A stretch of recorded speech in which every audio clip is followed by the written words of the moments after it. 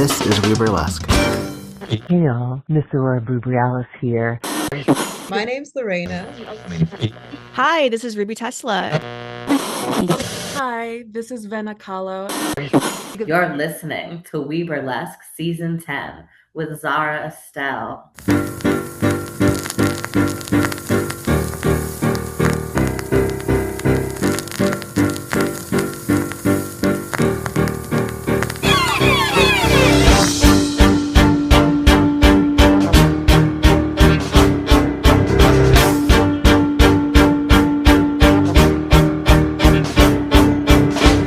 Get right into it. This is WEBurlesque, the podcast, and I am your host, Viktor Devonne. And through the miracle of fiber optics, I get to talk to people in burlesque, drag, and cabaret.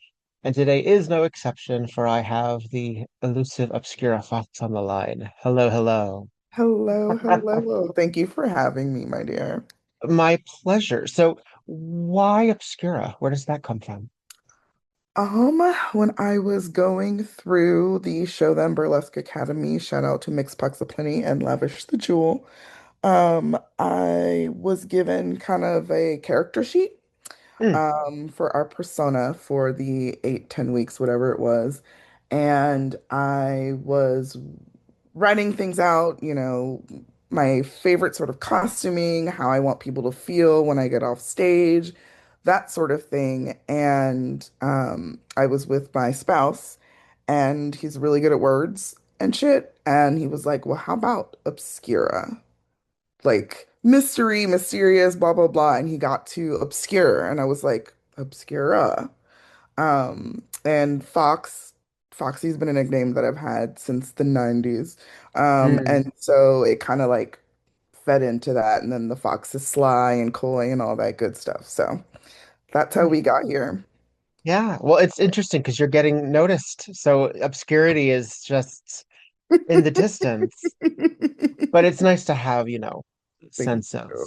Thank you. fusion.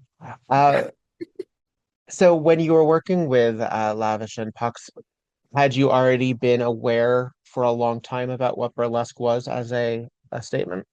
Yes. Yeah, very well aware. I started burlesque in 2022, but have been performing since I was a little youngin.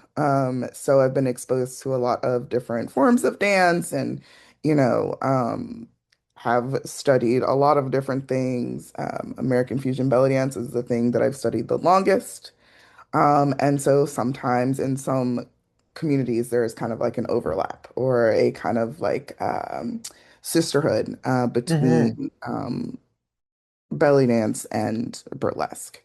That's what And I go just ahead. want to point out. The audience doesn't know this, but you have a cat on your screen, and my cat just showed up. So we have a little Hero and Leander moment right here. Just a little Yes. literary reference. Oh my goodness. Oh.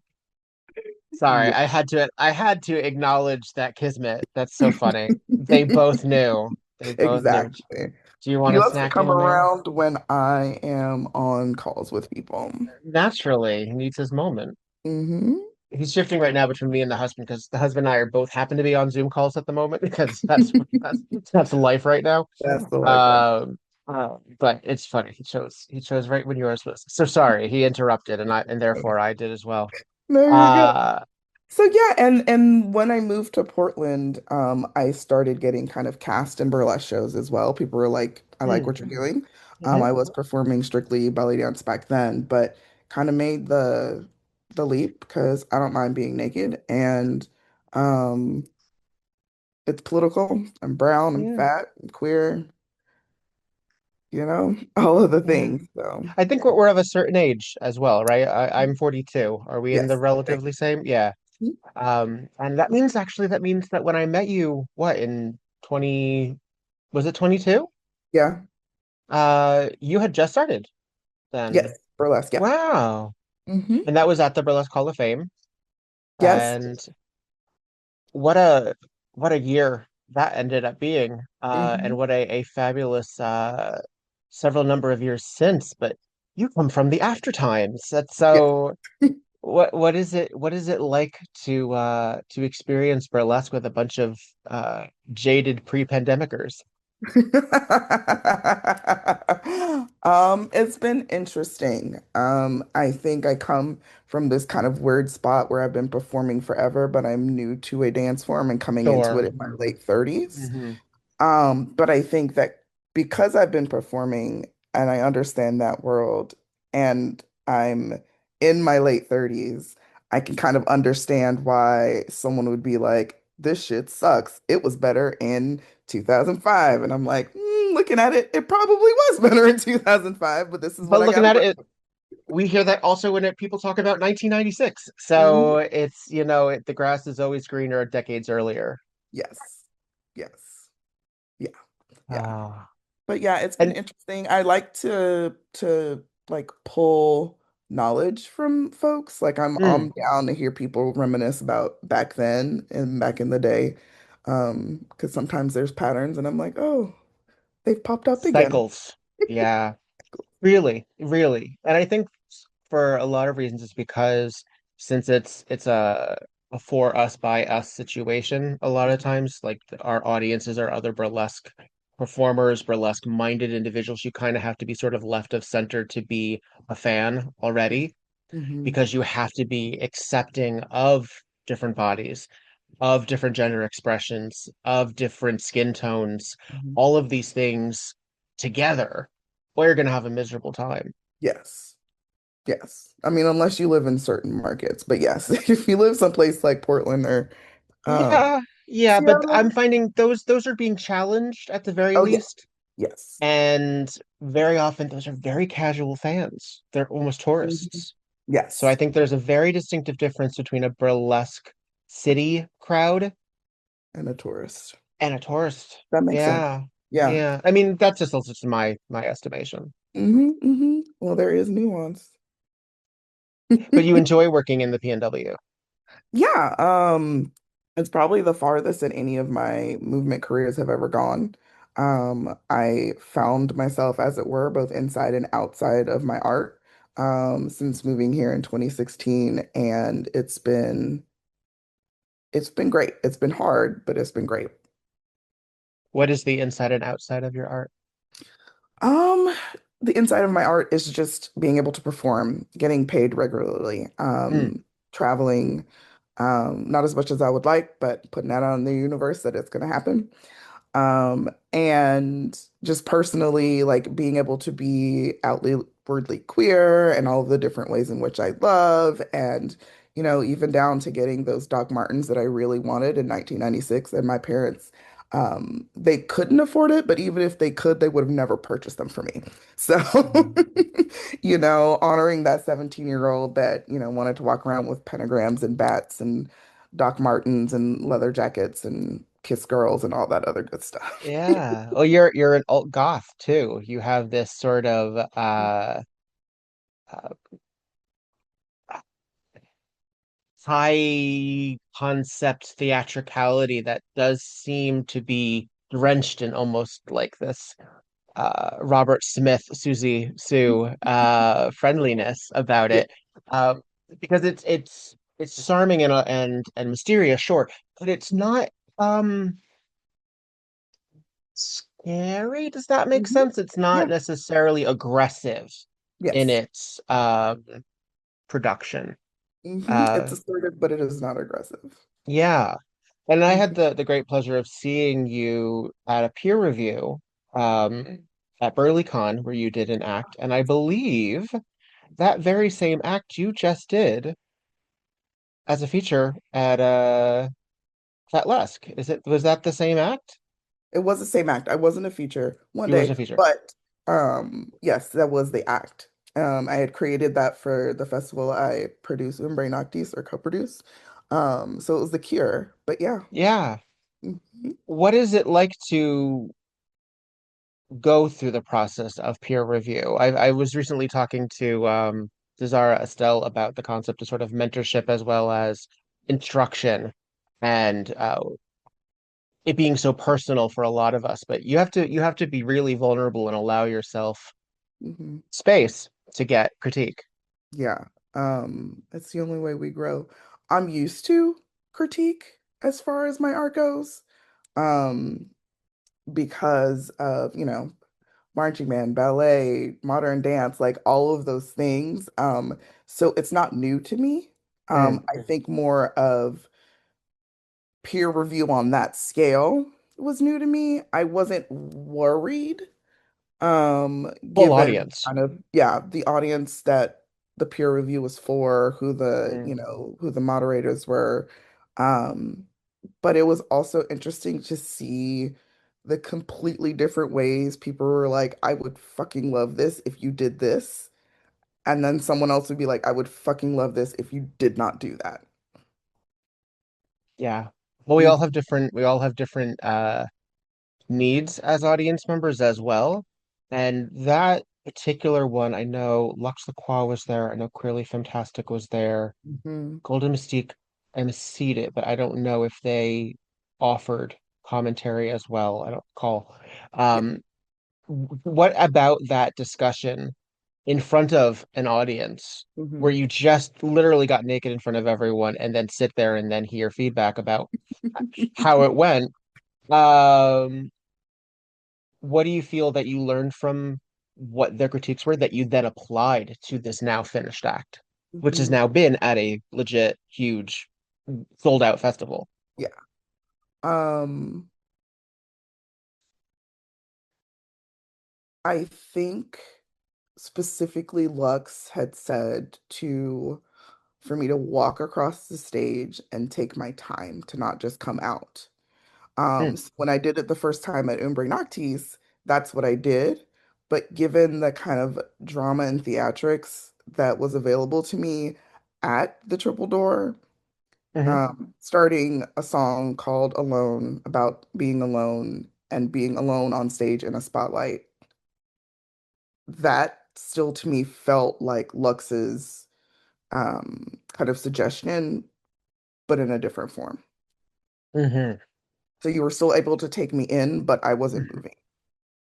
There's a instinction, I think, that a lot of us have to get through it and move and walk and run and always be going. Hmm. And I mean, to that end, that's why there are so many people that are now focusing on stillness Yeah. as an art and taking one's time. I know that I've been on the rush side of things. 4.5 minutes is not enough time for Mm-mm. some reason, and self-editing is hard. And Yeah. then you get to the end of it, you're like, I still have a minute, and I took everything off. Yeah. Huh? Yeah. Uh, and I mean, and to that end, sometimes you're just in the mode. You don't think about it. You sort of have to um, pay attention to not only your own cues, but also what's happening, In the room, as it were. yeah, yeah. Mhm. So as someone who seems to specialize in fairly emotional pieces, uh, at the very least vulnerable pieces, is there a way that you prepare yourself for that kind of vulnerability in front of everyone? Do you look past people? Um, it depends. Mm, As far as like how I prepare myself like beforehand, I do this whole like body scan thing where I figure out where what I'm feeling in my body physically. okay, And one, it's injury prevention because if I'm not thinking about it, I'll hurt myself. okay. But two, to kind of figure out what I want to showcase as far as skills and where I am emotionally and how I am or am not going to channel that through the audience. Um, I love floor shows because I like to get up and close into people's Mhm. faces. That is definitely when I'm like looking people directly in the eye. That's where Puck's got the unseelie and scare arousal part of my tagline. Just kind of a little trickstery, a little slightly threatening, but also what's going on in my pants. Um, and because I am a baby goth elder emo person, Mm. I just live in my feelings all the time. And I don't know, it just it just comes out, and sometimes I'm like, "Ooh, I didn't realize that was a feeling I had." And sometimes I receive it from the people. Um, yeah. Yeah. As someone who, I mean, I began a lot of my, so I've been doing this just under 20 years, and 20 years ago, I was going through some stuff. And so I decided to channel a lot of my burlesque into what was then referred to by a lot of people as like sadlesque. And it was really fun. It was interesting juxtaposition because the painted face. We have an interesting American relationship with clowns and Yes. mimes, and I was already avoiding like the Ringling Brothers clown, which Mhm. has history Yes. that we don't necessarily need to get into. But worth a Google, folks. And more interested in the Commedia dell'arte and the Pierrot and the German Eurocentric Mhm. positioning of the clown as a figure, as Mhm. opposed to a literal guy who knew how to juggle. Like Right. that was more of my vibe. And that really lent itself really easy into the ballads. So I became pretty known for that. But most of White Elephant, when we began, there was such a separation from the audience, and it was not a tipping culture in the same way. There'd be a hat at the end of the show, Right. but there wasn't like going up to an audience and collecting. I feel like a lot of that emotionality would have been very different if I had been in a position where I was so close to an audience in a tipping culture where they would have not interrupted my act, but contributed in that way that I would then have to reflect on it. Mhm. As someone who, where that is your reality on occasion, what is that like basically monetizing in the present while being vulnerable? Yeah. Um, well, I think the caveat I think to this is I have my like theater acts, Sure. and then I have my, you know, I'm gonna be shaking my ass at a bar sort of thing. Mm, And so as far as the emotions that come with kind of like the floor show, kind of looking people in the face, um, I'm just used to improving for better or worse. Having kind of an intention that I'm going to put out there, and at the same time knowing if someone's like feeling enraptured by what I've got going on, then I'm going to continue to enrapture them a little bit longer, to kind of give that person the energy back that they're giving to me. mm. And a lot of my face-to-face stuff isn't extremely emotional, but sometimes it can be. And oh, I was gonna say something. ADHD.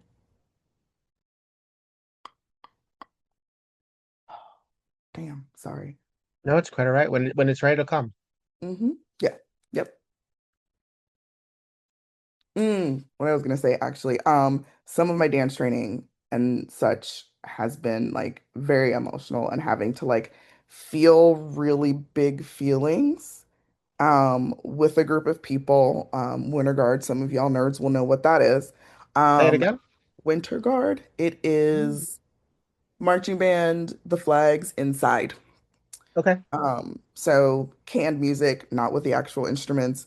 And so a lot of that was feeling a whole bunch of feelings and having your face be seen and felt in a gymnasium. So the Mm. person at the back could receive that energy. So I got a lot of that in high school and college. Um, but yeah, I mean, for me, a lot of it is energy, exchanging energy with people and, you know, having them feel what I'm intending them to feel as far as it goes. What about the ass shaking? How does that manifest? Is that joy? Is it rage? Is it any number of things? It's mostly joy. I Mm. call it my Caribbean foolishness, because it is my Caribbean foolishness. Um, and I'm a first gen American, and a lot of that is just me kind of reclaiming and taking the joy back, Mm. from the way in which movement from where my people are from is looked down upon. Where is that, may I ask? Barbados. Barbados. Okay. So part of the, all of the Caribbean. We saw a lot of that yesterday at the Super Bowl. With just some Yes, of the folks at Caribbean home, people. we're recording this on the 9th, so we've just had a huge spectacle of the Bad Bunny concert in the middle of the Super Bowl. I don't even know who won. All I've heard is the Bad Bunny stuff. I I know, right? It was like don't even know the who won. football game around Bad Bunny's concert. It was the Seahawks, FYI. Okay, okay. I've heard of them. I Um, know. yeah. Um, Local heroes for the Local Seattleites. heroes. Sure, happy Yeah, for you. Happy for you. yes. I'm like, I know that because Seattle. Um, it's just fun. Hmm. And I like take back, kind of I dance the same, but I dance different. And it's just fun. Hmm. Joy. One of my besties, BB Sanchez, says that usually my Caribbean foolishness is the time that I look the most happy Hmm. when I'm performing. Is that just an extension of it being authentic Yeah. to you, or okay? Hmm. Yeah, Yeah. it allows you to let go Yes, exactly. and yet tech in, basically. It allows you, I Mhm. guess that it's that combination. Yeah, Yeah. yeah. I have to admit, I don't know a whole lot about Barbados. Obviously, one of the most famous Barbadians. Yep. What would you call so? Yeah, is Mhm. Rihanna. Yeah. In terms of visibility, Yes. uh, and I think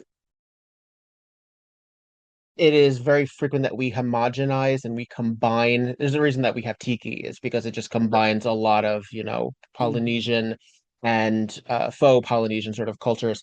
And I feel that Caribbean, Hmm. uh, as a representation in a lot of white America, gets pushed together and sort of Yes. medleyized. What is Hmm. distinctive, would you say, about Barbadian culture versus um, that sort of blending that we see so often? Um, Attitude, feeling, style. yeah, I would say that there are a lot of similarities, especially once you get kind of to the Eastern Caribbean where Barbados is. Um, Honestly, Barbadians are really proud people. Hmm. They will always let you know that they're from Barbados. Um, as cousin Riri can attest to. Um, but I think it's understanding where like the music and the dance and things like that come from. I actually teach a class. It's a Caribbean fusion class. I actually taught it at BurlesqueCon in Hmm. 2025. But I started with kind of explaining what countries are considered the Caribbean and where some of the music comes from. So a lot of people know reggae. Hmm. That's from Jamaica. Hmm. Reggaeton comes from our Latino Caribbean cousins. And I kind of go through all that before I go through. Now, these are the moves that are very similar to.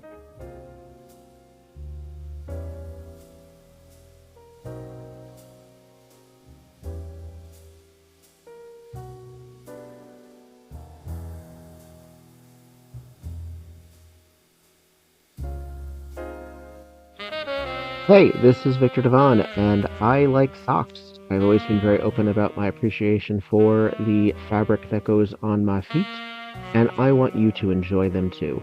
Please go to footclothes.com, look at the variety of fabulous novelty socks that do not suck, and indulge. You can get 10% off now with the name Victor Devonne as a promo code.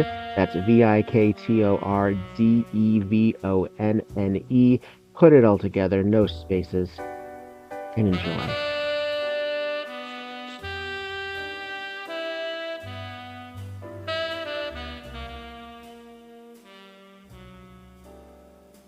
Hey, this is Victor Devon, and I would really like to thank the Patreon people. So thank you, Patreon people.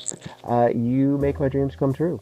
Stormageddon, Bo, Alex, Joyce, Sebastian, Oliver, Curly Bright, Shini, Tiffany, Faye, Foxy, Lucy Gander, Luna, Charlotte, Dottie, Clara, and to Courtney, goodness gracious. Thank you so, so much. I don't know, frankly, what else to do with the Patreon. So if you tell me things that you would like to see on it, whether it's just me talking, if it's some exclusives, if it's chatter of some variety, I would be absolutely delighted to contend with that. It just needs to be digested. So you can find me at WeBurlesque@gmail.com and you can let me know, or you can comment on the Patreon itself. Y'all are great, and I love you. And thanks for spending money on me.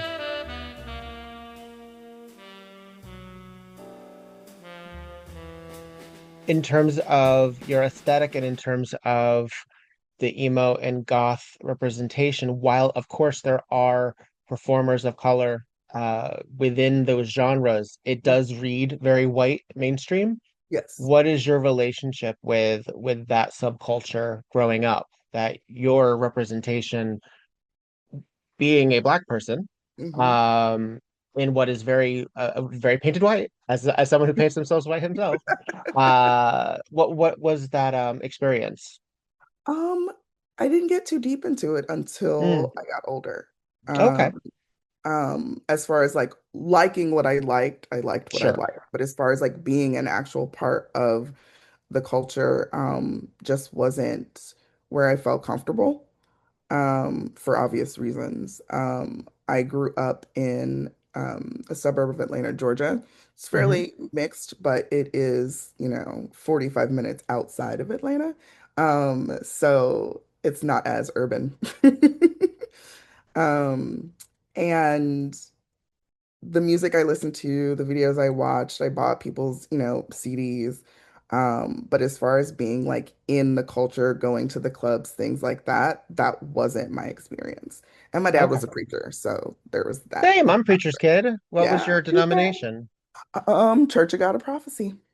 My goodness, walk me through that. That sounds so dramatic. Yeah, it is very dramatic. It is very charismatic. It's very it's Pentecostal, so there's a lot of Okay. singing, dancing, tongues, dancing, moving, tambourines, fans. But And praise oriented. yes, yes, Yeah. yes, praise oriented. But very jubilant and not so much like shame and sorrow and that sort of Right. thing. It's like get crunk for Jesus, that sort of Right. thing.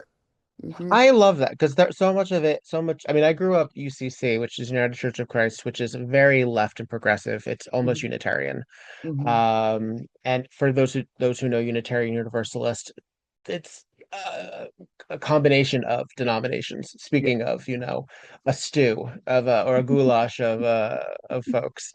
Um, and but I went to Catholic school, and Mhm. there's something really fascinating about the persecution culture Mhm. of a lot of Catholicism, Yeah. down to the hymns, down to the feast days, what is acknowledged. Hmm. And I find the rituals to be so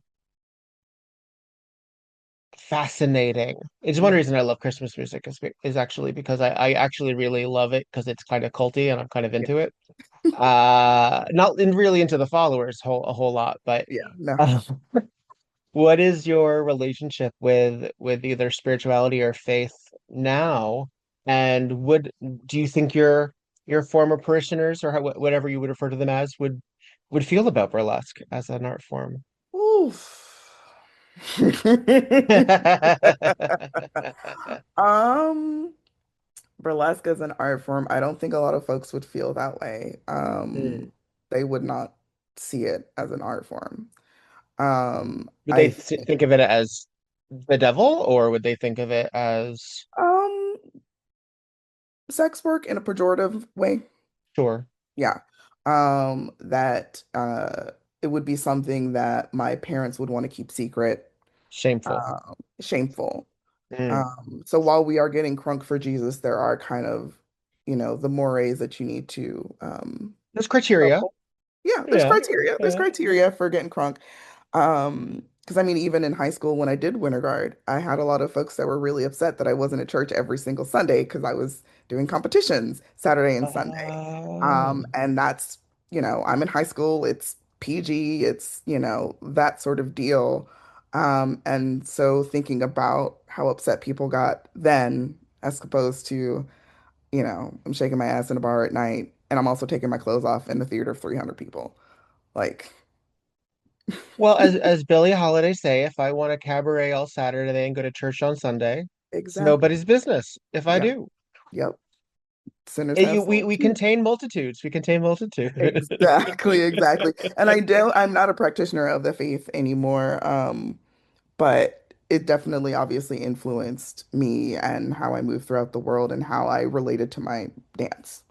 Mm.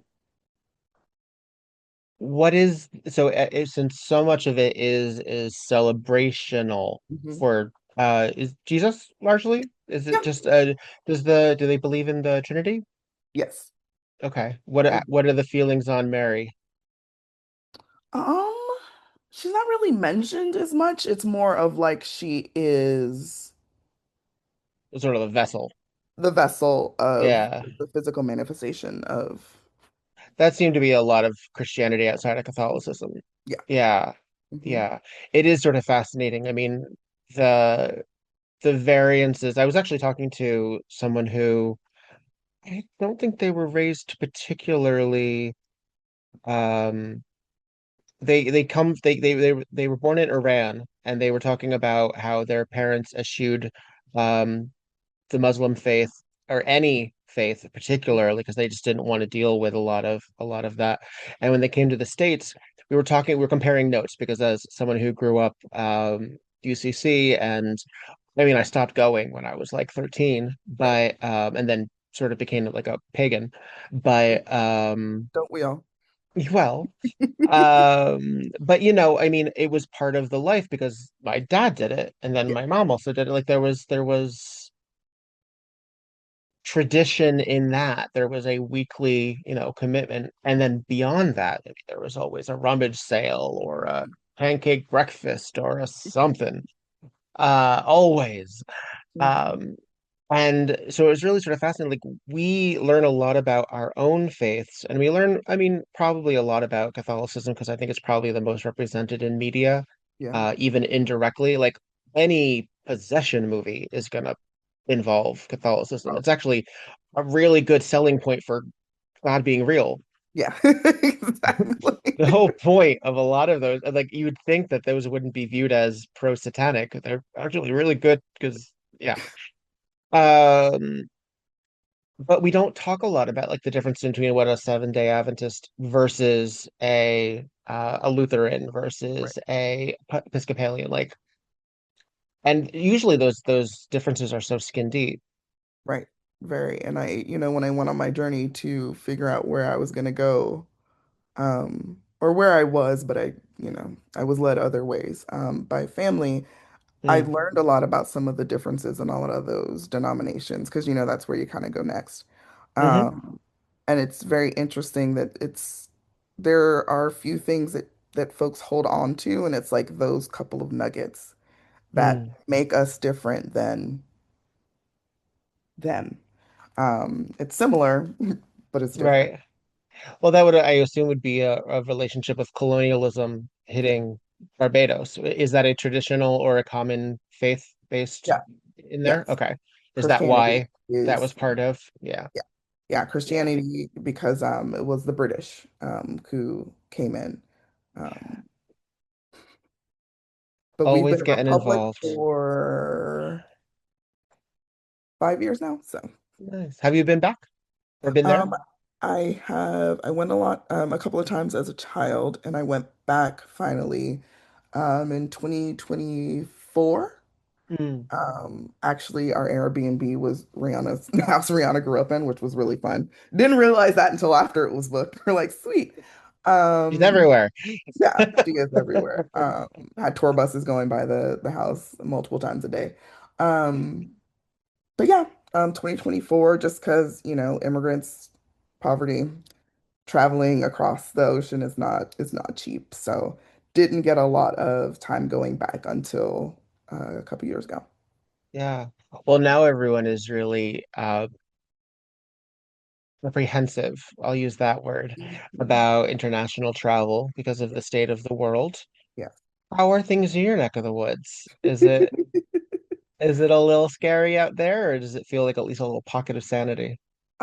It's a little scary. I would say This is Portland proper you're in right now. yes, yeah, I'm in Yeah. Portland proper. But Mm. I'm like right on the outskirts of Mm. Portland, unfortunately. So a lot of the hullabaloo that's going on is not near me. Um, but at the same time, it is concerning. I've, got a lot of people in my life whose last names are quote unquote funny. Mm. And so that obviously keeps me aware and up. My husband is a black man. My girlfriend is a Mexican woman.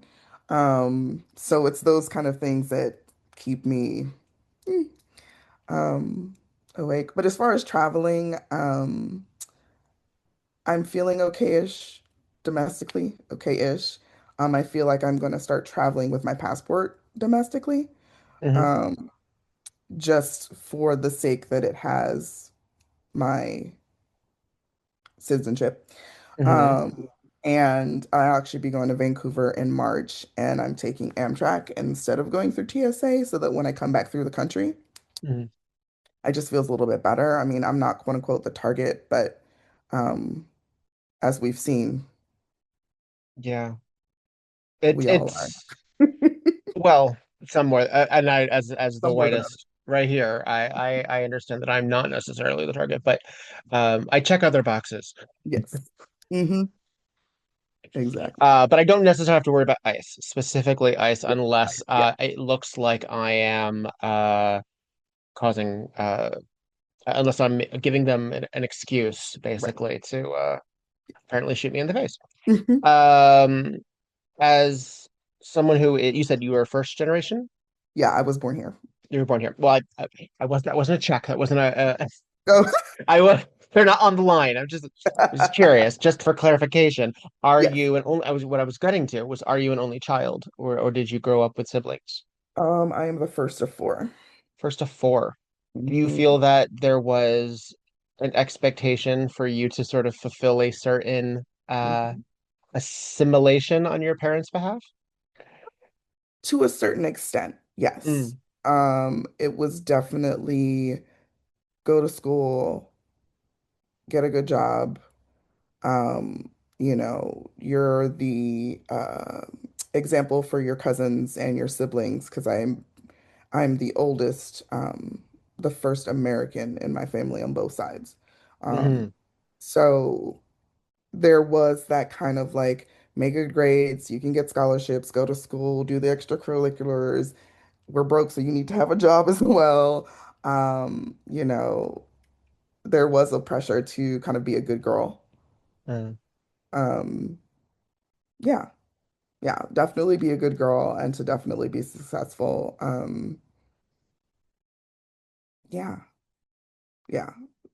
And Do you then think, yeah, that, sorry, I went ahead and no, please. thought it was a good idea to try to help people. I majored in psychology. So, What was the interest in that? It's just you found yourself a good listener, a good advice giver? What was the thought? um, honestly, I wanted to figure out what was wrong with me. Valid. Yeah, I was queer. I love everyone, and I was like, gay people are cool. Straight Mm. people are, the majority. But what about the people who like everybody? Hmm. And that really messed my head up. Hmm. Um, And so there was that. And I mean, I like patterns. I watch patterns and behaviors and things like that. So it all kind of culminated in that the first time I went to college. So Was there a specific version of psychology that you were interested in beyond like sexual behavior, perhaps? Mhm. But I really kind of wanted to be a forensic psychologist, criminal mind style, um, ah, and work for the FBI. Um, but forensic psychologists are it's not as exciting as Criminal Minds makes it out to be. It's everything No, yeah. inside that room with the board and the the strings. Not out chasing chasing serial killers. But I kind of just ended up doing like community-based behavioral health and stuff, working with young adults. Outreach, Yeah. really. hmm Yeah. Yeah. Where do you think your advocacy comes from? Was that instilled by parental figures? Yeah. It was my daddy always used to say, I don't need to tell someone I'm a Christian. They can see it by what I do. Damn. And so he was a preacher. My mother was a nurse. I have a brother, bless his heart, who is a sheriff, and my sister's an EMT.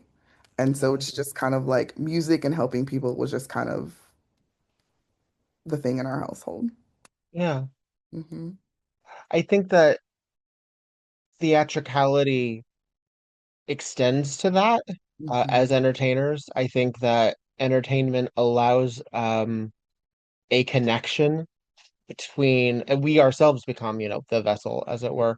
And so it's really interesting to have entertainers that are very quiet and unassuming off stage, but then can become very boisterous and very, who's like Robin Williams is a perfect example hmm of Yes. that. I mean, it's a sad ending, but it's sort of like the quintessential Tears of a Clown kind Yeah. of storyline. And then you also have people that I don't know how they do it, but they're able to maintain it 20, it appears. We never Yes. know what's going on behind everybody. Because even I think a lot of people thought Robin Williams was 24/7. Right. Um, that ability to turn off and on, hmm as well as provide sort of that commiseration feeling. Uh, Burlesque, I guess, is sort of up in the air right now in terms of how the audience is seeing us, either as escape or as therapeutic. Yeah. Uh, as an audience member and as someone who knew burlesque a bit before, what do what do you look for in burlesque when you're receiving it? That I feel something, What do you want to feel? Anything? anything. Mm. I'm about all of the emotions. I usually cry. I cry all the time for everything. Um, but I just want to feel it. I want to feel like the performer is also feeling it. Like they're not doing steps and they're not, this is my glove peel and it's not, this is my corset. It's the feeling that they're trying to give me with the music and the story and that whole thing. It doesn't need to be fancy. It doesn't need to be like, Vegas showgirl, a panel skirt and a front closed bra. If you can feel it, then I enjoy it. What do you hope? Do you hope that therefore that's also what you are giving an audience member? hmm That sort Yeah, of exchange? yeah. The energy exchange. I saw Zoe Jakes perform with Beats Antique. She's a belly dancer. Hmm. And I was in the front row and she was just doing her thing and she looked at me. It was probably something she never remembered, but the way that she looked at me, I felt it. I started crying. And I was like, I want people to feel like that when I make eye contact with them, when I'm performing. It's just all that emotion for whatever Yeah. was going on. I felt it. I I have to admit I do love making audience members cry. Because I do find it to be in my way, in my egotistical, self-important, self-righteous kind of way. I like to think that I'm giving you permission, allowing you to have that moment of your own personal vulnerability. Because really, what I'm doing on stage, I'm well aware that you're dealing with your own shit, and I'm just facilitating what you're going through. I know you're looking at me as a metaphor, and that's fine. I understand where my role is. I understand Right, what this is. right. And so, but when we have that, and as someone who I learned at a fairly early age when I was around 12 or 13 that there was a cosmic loneliness that I felt. Um, And some of that was satiated by physical intimacy and relationships that I was able to then get when I was older. Right.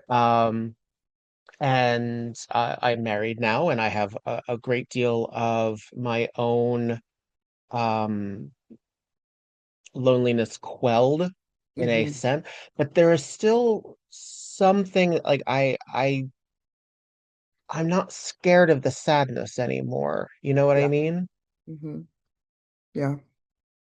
And I mean, there are times where in my last serious relationship, I didn't feel like I had permission, for lack of a better word, or I didn't feel safe Very safe. to just feel blah or just feel sad or just feel, Mm. one kind of way, blue, as some people would say. Yeah. And I'm very lucky that the relationship that I am in presently, we both have had that. We're like, I just feel Eh, crummy, and yeah. that's okay. Yeah. Um, I struggle, therefore, with monetizing and being productive with it, or Yeah. something like that in burlesque, perhaps. But I've done pretty good with that too. Yeah. Right. It's a both and. Yeah. Well, because I think if you allow yourself to be so raw, even when you're a vulnerable artist, when you're allowing yourself to be really, really seen in an audience, if you don't have certain protections in place, you're gonna Mhm. leave that stage wrecked. Yes. And I used to do that. I didn't have that protection because I hadn't yet gone through the things I had to go through to get through what I had to get through. Right. So now, if I'm leaving the stage with a particular, hopefully, unless Yeah. something's really going on, Hmm. hopefully I do feel, okay Yeah. after. Hmm. I might need a drink of wine or Right. just some cool Exactly. down time, but I'm not gonna sob. How about that? Yeah, not intentionally. There have been a couple of times where I have sobbed, not Mm, intending to, put it all out there. It happened. it happens. Yeah. Hmm. Yeah. And hopefully you are in a safe place when it does, but we Yeah. can't all plan for it. We can't all expect it. Mm-mm. Um, I think sometimes that's one reason that always expecting the worst comes into a benefit, because then you Yes, sort of make your peace with it first. exactly. Uh, yeah, yeah.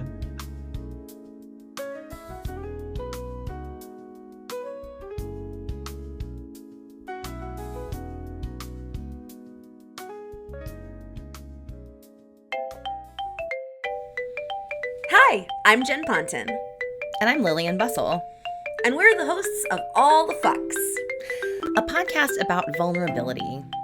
But it's more than just that. It's nostalgia. It's unrequited crushes. It's the mortifying moments that make you want to crawl back inside your own belly button. Ooh, and somehow it's sometimes about pelicans. A pelican allegory, if you will.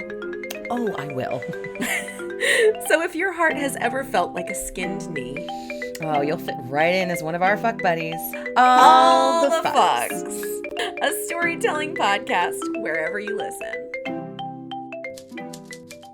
Tonight on Murder, She Wrote. Hooray! Hey.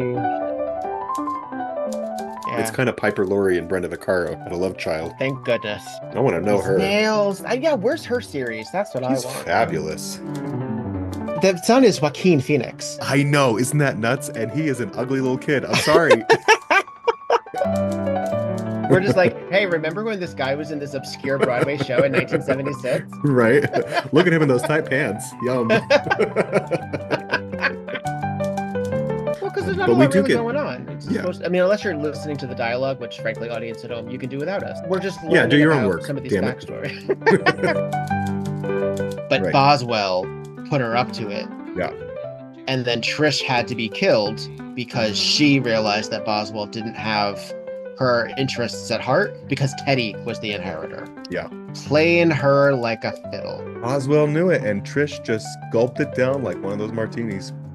And then tossed it onto the law. And then lost her head. support Trish. Trish loses her head. This is Viktor Devonne. And this is Petra Fried. And this is Tonight on Murder, She Wrote.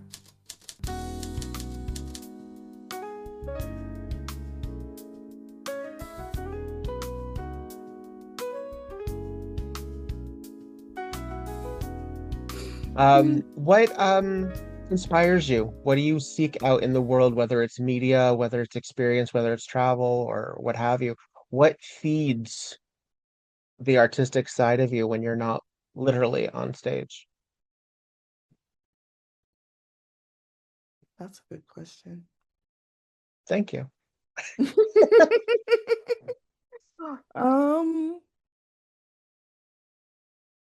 I think it's again, for me, it's just kind of the joy of watching people do what they're good at.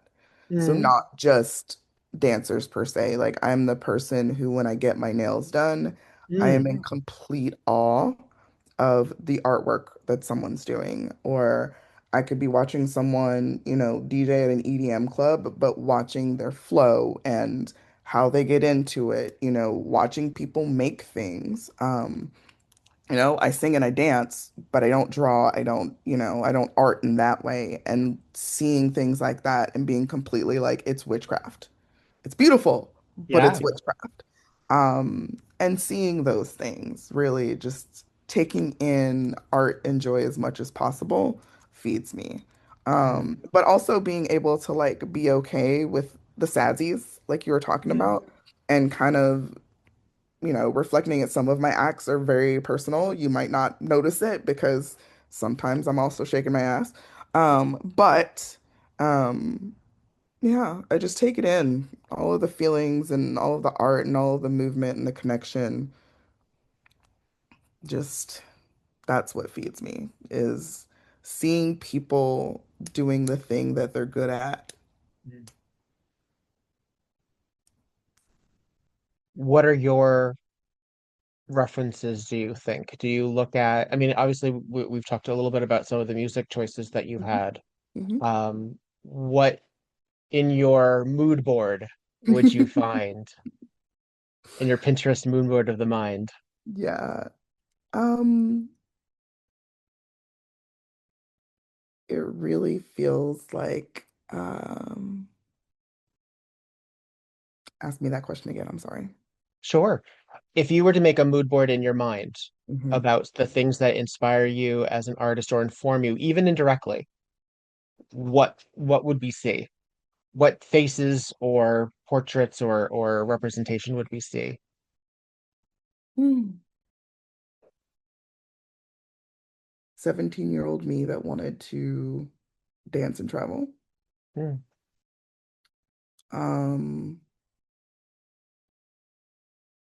Some of my dance instructors, or people that I've, performed with that have really impacted me as a person.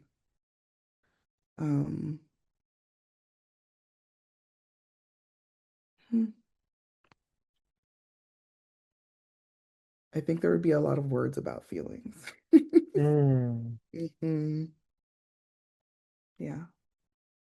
And off to the side, kind of, I'm gonna wear a color other than black, red, or purple one day. One day. One day. One day. Are you a manufacturer of your own costumes? For the most part, I think the majority of the things I have not made are from Goth Fox, shout out. But a lot of the stuff that I have is mine. I mean, obviously repurposed Amazon Shein because bitches be broke and fat, but a lot of it is much to my chagrin done by hand. I don't like costuming. That's it. It's controversial. No. I don't like costuming. No, it's an entirely different discipline, skill set, and passion. It's an entirely different one. Yes. And I have found I used to talk about this all the time, and I still do talk about it a little bit when I do character study or when I do character classes. The rule of the three. which is I say a burlesque performer usually falls into one of three categories. They are a dancer, a model, or an actor. Mm-hmm. And that does not mean that you can't crossbreed, and it doesn't Right. mean that you can't thrive in all of these. But there's usually a core, Mm-hmm. there's usually a default, and some people push away from their default to get out of their own comfort zone, and that's cool. Yes. But we can kind of tell when Mm-hmm. you're moving, when you're going, which of these you're going. And some of this is also obvious if your history is in dance, or if your history is in still photography, or if your history is in theater. Right. And there's no wrong or right answer. Exactly. I have also found that there is a subgenre, which is the costumier, Yeah. which I find to be a subgenre of all three, which I find fascinating because I Mm-hmm. didn't see it coming because I thought I knew it all. But there are actors who it's very clear what the costume. Margot Mayhem is a perfect example Yeah. of that Yeah. because Margot also manufactures a lot of what she wears, Yes. and the way that she acts is often inspired by what she has put together. Mm-hmm. Um, but the clothing is still so important Yes. that it has to be acknowledged as well. Mm-hmm. When you see, uh, and it's different than someone who, and I mention him not because they're married, but because I know that she makes a lot of clothing for Samsonite, Right. and the Samsonite is also an actor, clearly, and it's not the same type of performance. It's not the same choices. It's not. Mm-hmm. No, I mean disparate, like beyond just choices. It's just not It's not the same. constructed the Mm-hmm. same way. And so therefore, when a dancer creates their own dance costumes, that also will inform. Mm-hmm. And a model, I find fewer cross of that, but they Mm-hmm. do exist Yeah. because I don't find that a lot of models will make their own clothing, Correct. but they'll wear the hell out of it. Oh yes. Oh, yes. Oh So if we go with my rule of three, which is highly scientific, Mm-hmm. would you say that you are a dancer who acts or an actor who dances? I'm a dancer who acts. Mm, I am forever company. That's my vibe. Backup dancer, mm, company. I am a dancer who ensemble. acts. Mm. Mm. Do you think you would have thrived in a chorus line situation, if or do you like being a soloist? Um, Chorus line. Mm. I did a couple musicals in high school. And yeah, it was great. I was on stage all the time, but nobody knew me, but you could see me because I was on stage the whole time. Yeah, you're creating you were world building. I Hmm. mean, um, we saw this actually yesterday with Bad Bunny's Super Bowl, which I'm Hmm. assuming you've seen the footage I of at actually least have some of not. it. Not yet. I've seen Uh, some of it. some of it, because everywhere. Hmm. So much of that was an ensemble piece, and it was so created with flops and set pieces, and so much of that was also maneuvered through the camera angles. And I know there was even some, I guess I'll call it criticism, or at least acknowledgement that a lot of it seemed more based on the video audience than per se the Hmm. stadium audience. And my feeling of that is, well, I think that's kind of always been the case since we've Yeah, televised the Super Bowl. exactly. Um, More and more every year. Like, Hmm. I know that was a major element for the weekend. That certainly was a lot of element for Gaga because she had to come up from a high uh, starting place Yeah. and then get to the main area. How do you feel being uh, in a live art form Hmm. present for an audience like that? And do you think that that could translate to film or to other depictions? As we document things more and more, I get really curious about how live entertainment might need to contend with more documentation for it Yes. to really live. As Yeah, it is, we only know certain Broadway shows because there happens to be a DVD of it. exactly. Yeah. Yeah. Um, I mean, it has to be part of it, Mm, right? Like at this point, um, to keep things going. Costumes will fall apart, but if I've got a video of a legend, mm, digital, we can keep it. Um, yeah. Even just as an individual and like watching my progress and watching where I'm going in my career and in my dance, it's necessary. But I will also say, I know that it was better in person than it will ever be on video. Mm. Yeah, that's that live ephemera that Hmm. I struggle with because there's a part of me that really hates the intangible, and I want to own and have and hoard physical memory in Yes. such a way. If there were cybernetics and affordable cybernetics that would allow me to download experiences that I have, Hmm. if I could afford it, I would do it. Yeah. Absolutely. I don't give a Hmm. fuck. Oh, who knows what it might do to you in 10 years? I don't care. I I don't want to care. bring that to the theater and be able to watch that back whenever I want. Yeah. I hate ephemera. Yeah. Which is Yeah. so funny I mean, but if you think about it, most of my burlesque career that's not literally on stage is archiving, is preserving. I mean, even with the tusks, it's a way of holding on to Hmm. I don't know. And we see this even with the Burlesque Museum shutting its physical location. It's Yes. that suddenly that's gone. It's Hmm. not because it's in storage, Yes. but effectively it's Yes. gone. It's gonna make Beehoff really interesting this year. Yes. Yes. Quite. And I'm a new board Yeah. member too, so it's been an interesting ride, my first year and a half. What is your role in that? I'm just a general board member. I'm the Mm, newbie still trying to find my niche. So, mm. but What it's do you been feel that your interest in might procure from maintaining the legend's viability as well as still celebrating the icons and the newcomers. I yeah. mean, it really is ecumenical.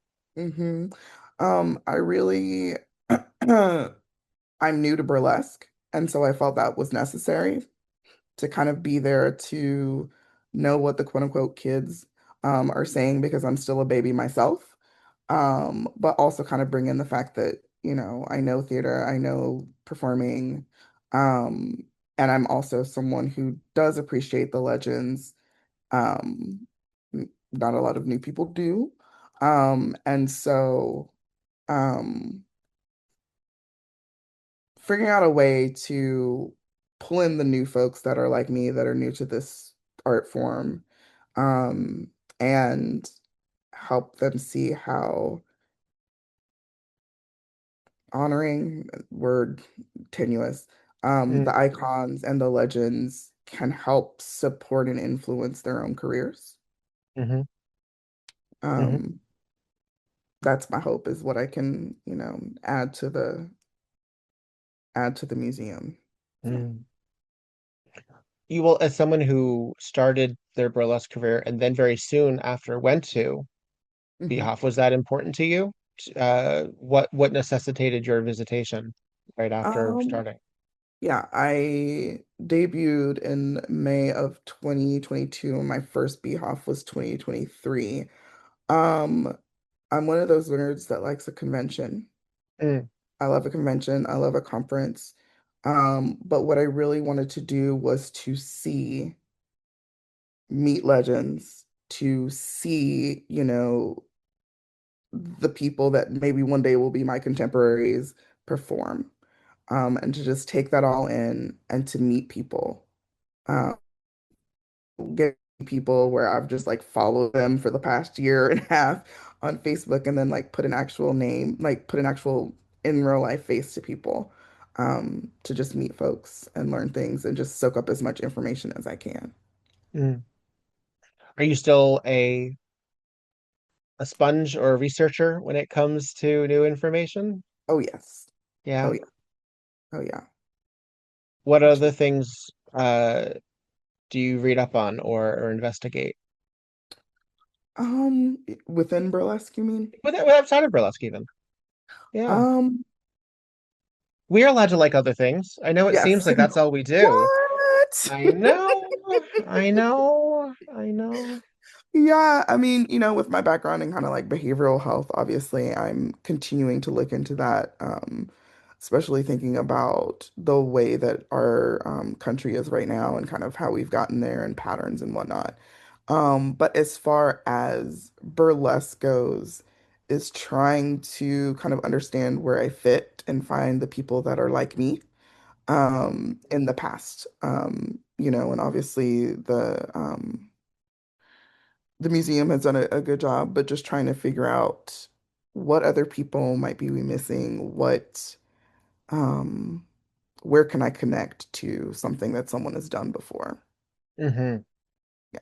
I mean, most Yeah. of my research is for myself, so not necessarily anything I would share with folks as far as it goes, but yeah, talking to people, learning things, and seeing how I can connect to the past to take stuff forward.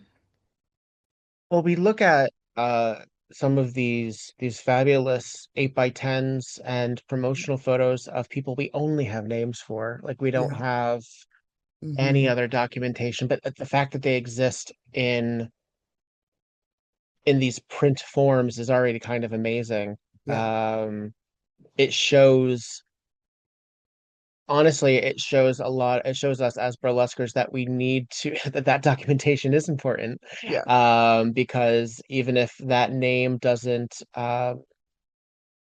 mean a whole lot to the general public, Hmm. there's an odd sacredness to us, to a lot of us. Hmm. Um, and when those little bits and blurbs do come out of a breakfast with the legends or a BurlyCon interview, these little snatches of stories, there's something so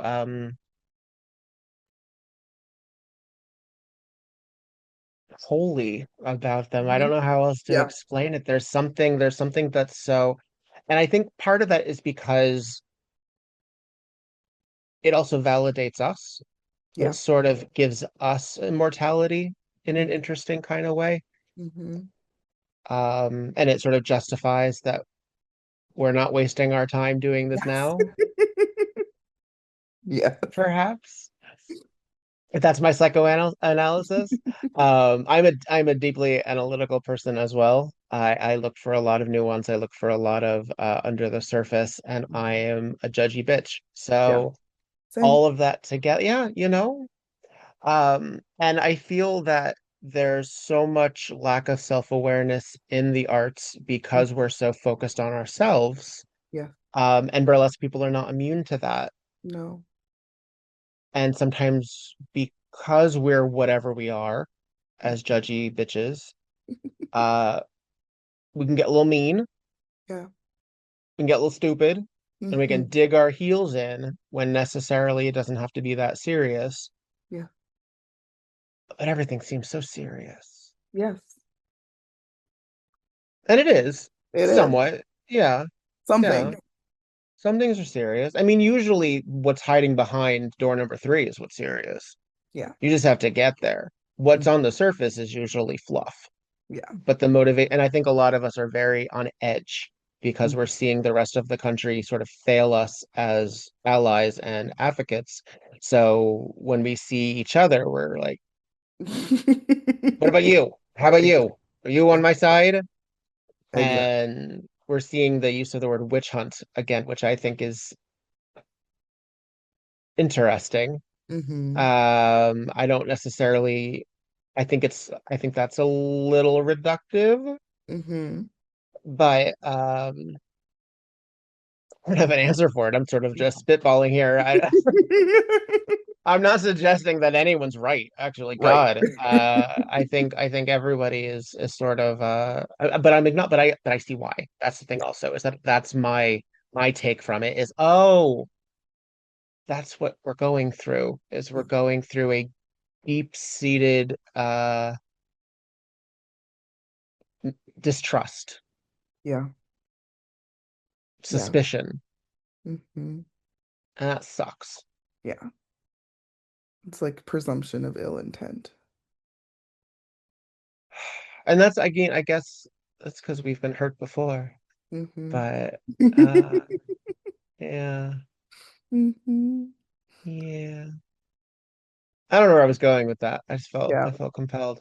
Um, do you find that you have found your community pretty ostensibly in your career?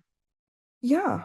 Who are some of your besties? You mentioned BB Sanchez, who I love. Yes, she is amazing. Megs Madrone, the three of us do make up Sasshole. Mm-hmm. Really awesome burlesque group. And those two are definitely my besties. I call us the Burlicule. And they are that third option of breaking down and losing my shit within a closed context so that I can come out into the world and not try to blow everything up.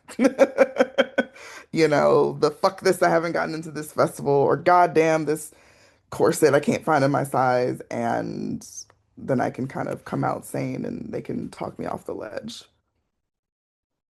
Yeah. Yeah. Hmm. You check in with them too. That's important. Yeah. Oh, and accountability buddies, right? Like, Yeah. did you really finish rhinestoning those gloves like you said you were going to? Okay, so grind-turning gloves, there's Hmm. enough give on them where if you just do it flat, I feel like all of those are gonna pop right off. Do you Hmm. have like a form or do you stuff it full of stuff? Yeah, I excuse me. I leave the cardboard that's in it in the fingers. Uh-huh. And then I stretch it over a red wine bottle, the one that's got the skinny neck and then it's fat all the way down, and that's how I stone it. So I'm that there looks like for a it. freak because I've got two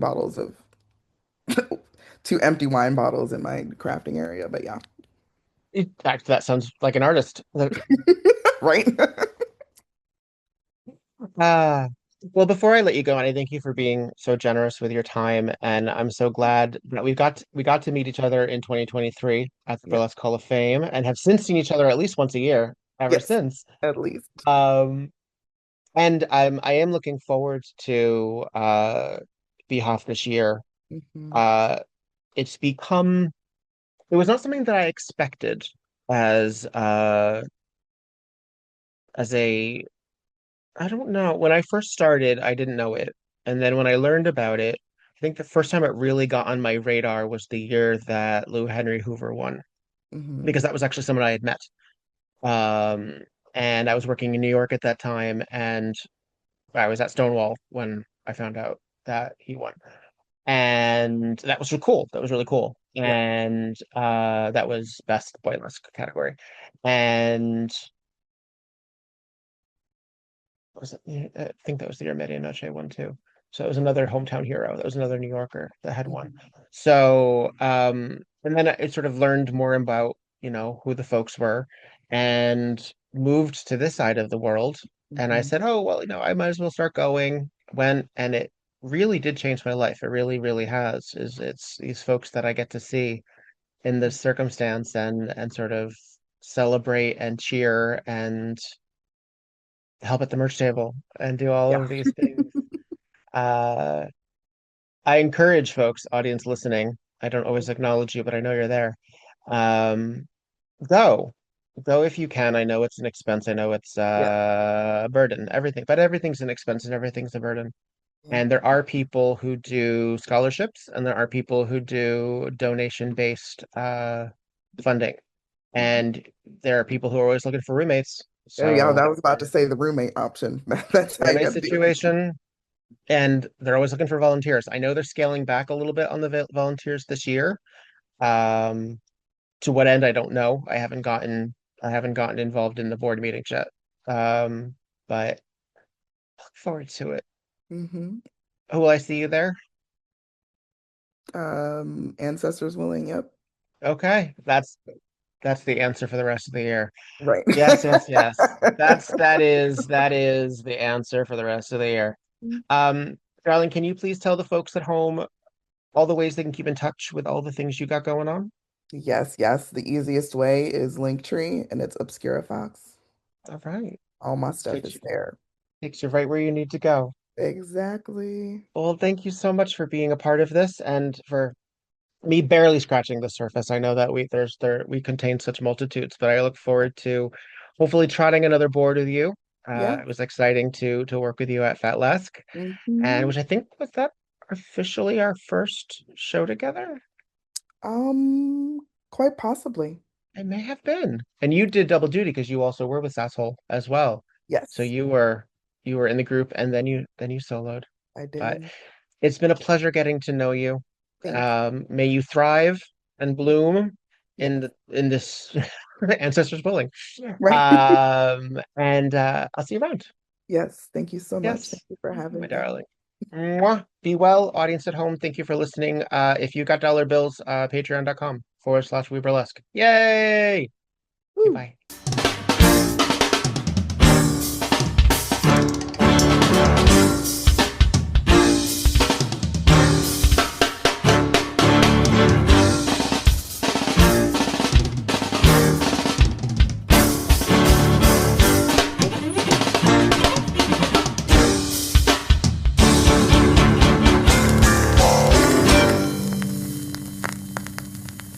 WeBurlesque the podcast, created, developed, and edited by Viktor Devonne.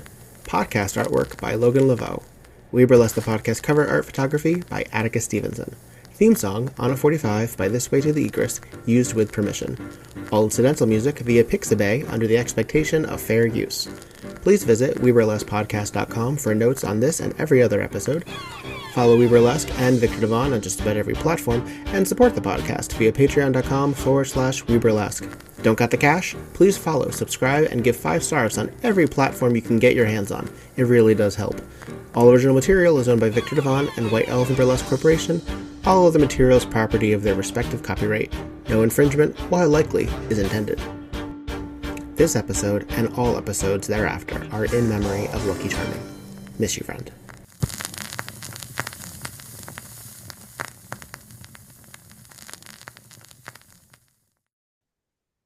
And that's it. Woohoo!